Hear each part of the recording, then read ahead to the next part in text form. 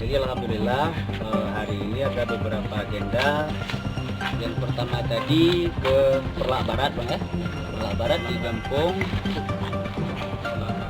Ya, Perlak Barat. Perlak Barat yaitu penyandang disabilitas. Alhamdulillah sudah kita kunjungi.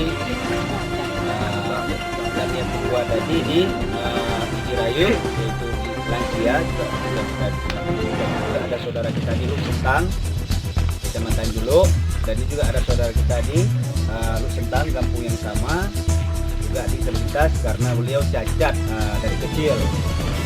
Jadi kita harapkan kepada pihak-pihak yang memang disabilitas ini supaya dapat sabar dan tabah, dan kita pun dari pemerintah insya Allah akan mengusahakan supaya ada sedikit kesejahteraan walaupun sifatnya sementara.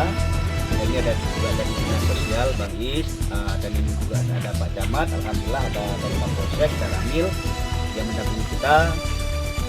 Mungkin itu aja, dan insya Allah mungkin ini juga ada beberapa tempat lagi yang akan kita kunjungi, dan moga-moga dengan momen tahun baru ini, tahun baru walaupun memang tahun baru Masehi ya, bukan tahun Hijriah ya, karena tahun baru Islam kita yang sebenarnya itu Muharram. Tapi dengan langkah tahun baru ini, mari kita sama-sama untuk berbagi dengan saudara-saudara kita yang mengalami cacat.